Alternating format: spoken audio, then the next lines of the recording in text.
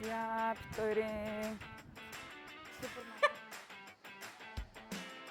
Том супермаркеттэй харьцуулахад харьцангуй хямдхан. За эндээс бид хоёр одоо 50 еврогийн зорилтонд орж бүрчих байхаа гэж бодож байна. Өнгөрсөн сард бид хоёр яасан бэ?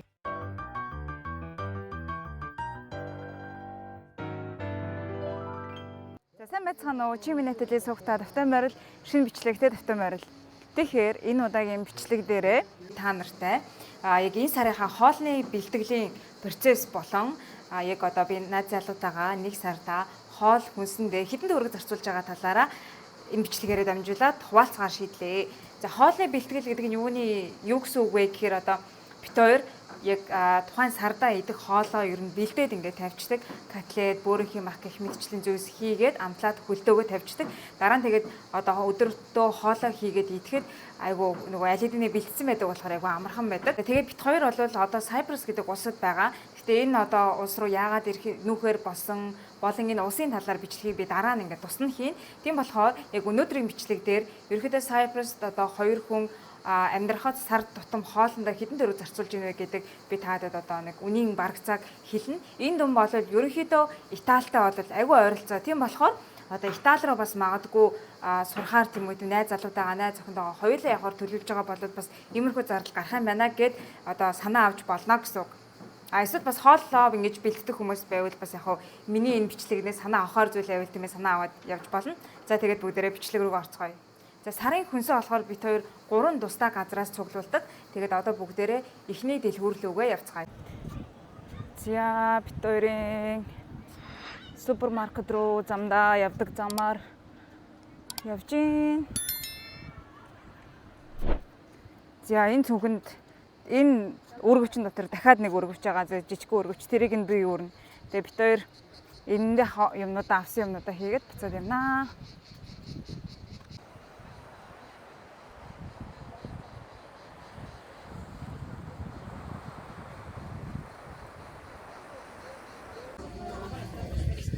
За дэлгүүр дээр ирлээ. Папантонио супермаркет.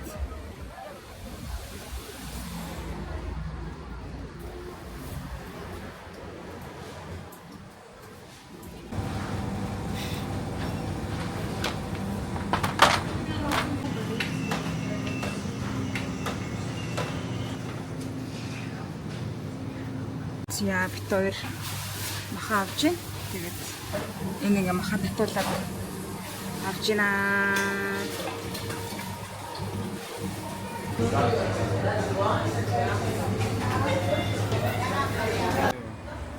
Зяптер хүнсээ цуглуулж чад одоо явж байна. Миний өргөвчөнд энэ байна. Адрианогийн өргөвчөнд дүүрэн хүнс байна. Let me. Okay, so Say hi. Hi Mongolian fans. Thank you for following me. yeah, really. Okay. Зяптер ингээд одоо гэрлүүгээ явах байна. За нийт авсан юм аа 79 евро болжээ. Энэ гэхдээ бид хоёр нэг аппликейшнийг нь авах байгаа шигсэн гэдэг нэг 6 евро орчмын хөнгөлөлт авсан. Тэгэхээр үндсэн өмнө бол нэг 85 евро орчим байсан гэсэн. За авсан юм харуулъя. За ийм чинжүү байна 600 г, ийм 500 г blueberry чин нэрс авсан. Тэгээд Himalaya давс 70 навс. За тэгээд энэ Cyprus-ийн эздэг Pita гэдэг одоо хамгийн одоо алдартай одоо юу хэмдэ одоо түрүү хаал марк юм. Тэгээд энэ нөгөө Pita-ны талхыг авсан байна. Тэртээ жидгээд хоёр төрлийн талхыг нь авсан байна. За cheese 500 г cheese эдэн энэ бол бас нэлээд боломжийн үнэтэй cheese байсан. За хамгийн гол нь энэ данхаас нөхрөг буюу 55 кг 55 кг-ийн 5 кг 55 еврогоор үхрийн мах авсан байна. Тэгэхээр нэлээд ихийг нь татуулаад зарим хэсгийг нь өөр бүхлээр нь авсан. За тэгээд какао 80% хар шоколад coconut flakes буюу coconut-ийн chips тархтай илж идэнэ. За тэгээд йогурт энийг зарим хийх гээд авсан. За тэгээд ийм сайхан том хоёр мушигралцсан хулаа авсан байна. За ингээд. За өглөөний минь. За одоо бид хоёр дахь дэлгүүрлүүгээ явах гээд байж гин. Хоёр дахь дэлгүүр маань гэрээс нэг 5 минут 10 минут орчим алхаад байдаг. Айгүй ойрхон дэлгүүр. Тэгээд тэндээс бид ногоо авнаа. За явцгаая. За farm гэдэг юм супермаркет байна. За хамгийн гол нь ингээд гадаанаа хараа. Энэ ингээд шин ногоонууд, жимснүүд ингээд байж байдаг. Энэ тэгээд дандаа нөгөө фармаас өөрсдийнхөө тариалдаг юунууд авчирдаг гэсэн, жимс ногоогоо авчирдаг гэсэн. Тэгээ айгуу гоё шинхэн. Тэгээ бусад том супермаркетын үнэтэй харьцуулахад харьцангуй хямдхан. За эндээс бит хоёр одоо төмөс юмнууд авнаа.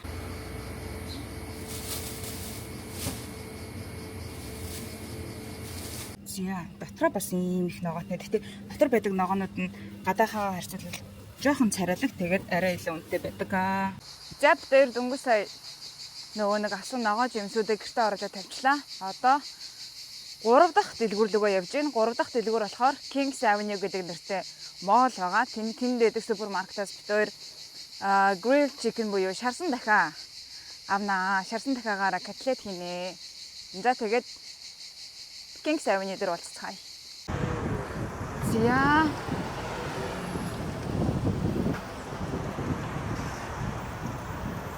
Kings Avenue дээр ирлээ. За Kings Avenue-гийн хамгийн чамын хэсэг нь.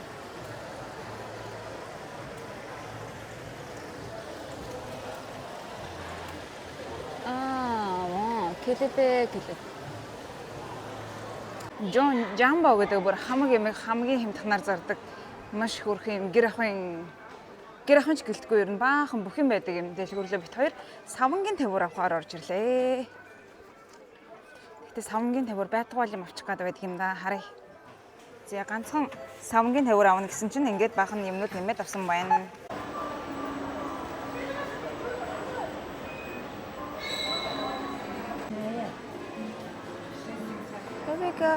За бит хоёр энэ дахиануудаас авах гээд байгаа юм шүү дээ. За бит хоёр эндээс 3 ширхгийг, эндээс 2 ширхгийг ингээд авчихлаа. За дөнгөж сая бит хоёр гэрте орж ирлээ. Бурхан минь бүр яг шатаж өглөө. За одоо авсан юм харуулъя. За сая энэ ногоонуудыг авахд нийлээд 8 евро болсон. Энэ төмөс одоо бараг хэдэн ч килограмм байгаа юм дээ. 3 килограмм юм уу? Хил гаран алим энэ болохоор хаш гэдэг тийм меланзаны оранж сонгон өгөрцөө цагаанга ингээд 8 евро болсон. За саяны Kings Avenue-гаас авсан нөгөө моолоос авсан юмнууд маань 40 евро болсон байна. За юу авсныг нь харъя. Энэ ингээд 3 том шарсан дахиа 2 ширхэг бас шарсан гуй өдрөө хоолн дээр идэхэд. Тэгээд энэ болохоор 10 евро болсон байна. Энэ одоо нөгөө гахаан мах 2 кг өглөөний хоолн дээрээ Адриано идэн. За энэ болохоор дахианы мах. Энэ чи ямар хэсэг нэдэг вүлээ те? Энэ болохоор нөгөө дахианы далавч. За тэгээд нэг хил гарan банан авсан байна. Ингээд лимон авсан байна. Ингээд 40 евро болсон байх нэ. За бит хоёр нөгөө авсан шарсан уяа. Салааттай, төмөстэй, сүйтэй цайтай, устай идэж байна. За өчигдрийн авсан махныхаа зарим хэсгийг нь нөгөө татсан махныхаа зарим хэсгийг нь ингээд юу атсан байгаа яг хоолны хооронд бэлдээд ингээд тавьсан байгаа. Энэ бол нэг бараг 10 өдрийн мах байна уу? 10-7 тоолгоо мартсан байна. Ингээд ямар ч хэсэн бэлдээд тавьсан байгаа. Тэгэхээр дараа нь хоолоо ихтэй ингээд нэг аваад хэрэглэн гэсэн үг. Ямар ч амтлаагүй мах. За тэгээд энэ болохоор нөгөө авсан гахаа мах байна. Гэхдээ одоо энэ хэсгийг нэлээ янзлж юмнууд байна. Тэгэхгүй л жижигхэн болохоор ерөн жоохон бахтахгүй байх магадлалтай. За тэгэнгүүт одоо би энэ махан болохоор энд ингээд тавьсан байна. Одоо энийг амтлаад эндээсээ бөөрөнхийн мах, котлет, өөр бас нэг юм зайдас магийн тийм мах хийж бэлдээ гэж бодож байна. Махан амтлагтаа бол энэ хэдээр амтлсан сой соус, давс, энэ болохоор oyster sauce, тэгээд сармис. За.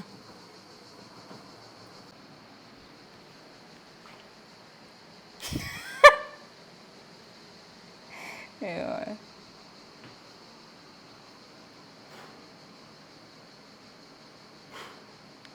За ямар ч хэлсэн нөгөө махан амтлаад ингээд 3 хэсэг болгочлоо. Энэгээр бөөрөнхийн махын, энэгээр юу лээ нөгөө sausage буюу зайдас шиг юм хийн. Энэгээр дээрээс ногоо нэмээд котлет хийн. За тэнд Адриано дахианы маха нөгөө дахианы маха хийж гин, юу лээ жижигэлж гин. Энэ нөгөө нэг юуны юу лээ шарсан грилцэн дахианы маха. Хотлоо ингэснээс.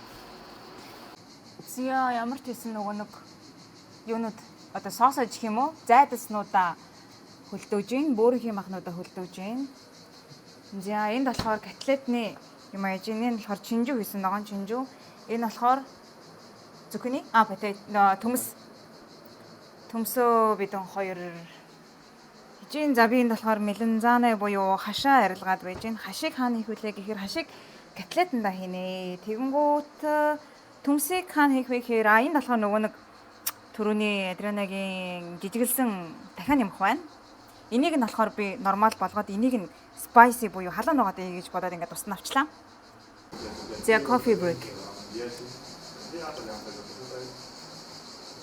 Яа бурхан маань амар халуун.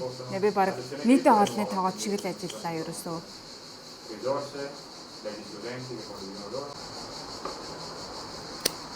За би таад юу хийж байгаагаа хараалаа.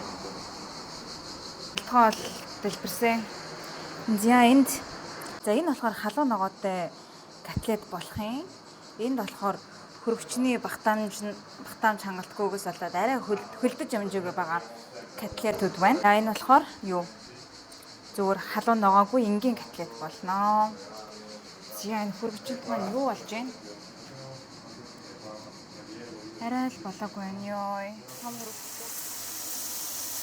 За нэг ингэж идэх гээд ийм юмнууд ийм одоо зайдас шиг юмнууд бэлдсэн юм л та. Одоо энийг энэ нөгөө авцсан байсан. Энэ нөгөө нэг питаны далхан дээрээ далхан дундаа авчуулаад иднэ. Энэ ингээ харах юм бол ингээ чизтэй. Тэгээ нөгөө мах маань тэгээ төмстэй. Тэгээ дотор нь энэ авокадо грек йогуртны ийм соус бэлдсэн байна. За, buon appetito. За, маргааш басан байна. Котлетүүд маань finally нэг юм одоо хүрсэн байна. Одоо эднүүсээ аваад. За, нөгөө нэг 2 том хулуугаа ингээд гоё арилгачлаа. Одоо ингээд жижигэлж хэрчээд энэ хулж өргөсөн байсан дээрээ нэмээ. За, ямар ч гэсэн ингээд хөрх юм уу хөлдөөгч маань ингээд бүр пиг дүүрчлээ. Хулуунуудаа ингээд хөлдөөгөө тавьчлаа. За, ингээд энэ нөгөө нэг юу байна? Зайдсан хэлбэртэй хөлдөөсөн котлет байна. Энэ болохоор нөгөө өхрийн махан котлет байна. Энэ болохоор халуун ногоогүй энгийн дахианы махан котлет байна. Энэ болохоор бөөрийнхээ махнууд маань байна. Онгорхон шүү дээ. Энэ нэг юм жоохон шүл бэлдсэн. Тэгээд энийг одоо хизээ хэрэглэнэ. За энэ болохоор нөгөө халуун ногоотой дахианы махан котлет. Энтэй адилхан гэхдээ халуун ногоотой. Энэ нөгөө өхрийн мах байна. За энэ эдгээр болохоор нэг удаагийн хоолны ийм дахианы гоё илүү юу лээ. Тэгээд энэ болохоор дахианы далавч байна. За нэг иймэрхүү. За тэгээд миний өглөөний цай байна. Дээрээс нь жоохон бисквит идчихлээ. За энэний орцыг нь яг хүмүүс маань сонирхож байвал энд ингээ биччихье. Ер нь бол айгүй эрүүл, дээрээс нь нэг юм амттай юм идмээр юм шиг санагдаад байвал идэхэд бол айгүй тохиромжтой, гурил ороогүй, сахар багтай ийм өглөөний цай байна. За buon appetito. За дахианы махан котлет идчихин. Хулууны зутан тэгээд будаатай. Адриана 3 гэдэн, би 2 гэдэн. За buon appetito. За жинжер шоудо хийсэн чинь харуул хэмжих уугаад дуусчлаа. Энэ дотор юу яарсан бэ гэхээр лимон, цагаангаа тэгээд нэг жүрж орсон байгаа. Ингээд бүгднийг сайхан миксердээ жоох устай холиод ингээд хөрөгчөндөө хадгалчихна. Хар халуун өдөр ер нь нэг юм эсвэл хоол идсний дараа энэ төр уухад бол амар гоё. Nice. Энийг хөөрхөн шилэнаас тий. За битэрийн ерөөхдөө 1 сарын хоолны бэлтгэл нэг иймэрхүү. Одоо би та хэдэд битэр сарда хэдийг төсөглөө тэгээд хэдийг нь зарцуулчихсан байгаа вэ гэдэг нөгөө нэг Excel sheet-ийг харуулъя. За битэр Google Sheets-ийн бэлэн темплейтийг нь ашиглаад энэ төсөв хөтлөө явж байгаа. За тэгээд хамгийн та хэдэд харуулмаар байгаа гэсэн бол ерөнхийдөө бит хоёр анх наашаага нүүж ирж байхдаа сарын 250 евро хүнсэндээ одоо зарцуулъя гэж төсвөлсөн. За тэгээд одоогоор бол бит хоёр 173 евро 90 цент буюу за 174 еврог бол үржигсэн байгаа юм байна. Үлдсэн 76 еврогийн бит хоёрт одоо 8 сарын 15 хүртэл ингээд бит хоёр хүнсний төсвөдөр үлдсэн байх нэ. За тэгэнгүүт энд болохоор бит хоёр юу явснаа ингээд хөтлөө явдаг. За ингээд иймэрхүү байдлаар бит хоёр ингээд юмнууд авсан байна. Яг гоо эдгээр эхний нөгөө нэг энэ худалдаа авалтад бол бүгдээрээ дандаа нөгөө яг сарынхаа хүнсийг базаачсан учраас одоо энэ мах гэх мэтчлэн ийм одоо өндөр дүнтэй юмнууд бол дахиж худалдаж авахгүй. За тэгэнгүүт 76 евро үлдсэн байна. Тэгээ одоо 8 сарын 15 гэдэг чинь өнөөдөр 22-ын гэхээр за 3-7 хоног орчим байгаа гэсэн үг мэн те. Тэгэнгүүт үлдснийгээ 3-7 хоногтоо ингээд хуваагаад үзэхээр энэ хуваагаад үзэхээр 7 хоногийн 25 евро. Энэгээр чинь битээр ерөнхийдөө одоо маш хурдан дуустдаг хүнсний ногоо болон жимсээ ойрхоноос дэлгүүрээс авчна гэсэн үг. Тэгэхээр энэ бол хангалттай. Энэ сардаа бол битээр ер нь 250 еврогийн зорилтонд бол хүрчих байхаа гэж бодож байна. Өнгөрсөн сард битээр яасан бэ гэхээр энэ 250 еврог төсөвлөд 310-ыг битээр зарцуулсан байхгүй яа. Тэгэхээр бас эхний сар битээр арай илүү хүнс авсан байсан байж магадгүй, жоох учраа болохгүй. Тэгээ 60 еврогоор бол битээр төсвөө нэмэг ихтүүлсэн байдаг юм. За тэгээд тэгэхээр энэ сар бол бид тэрийг 250-таа ингээд бариад явах нэ.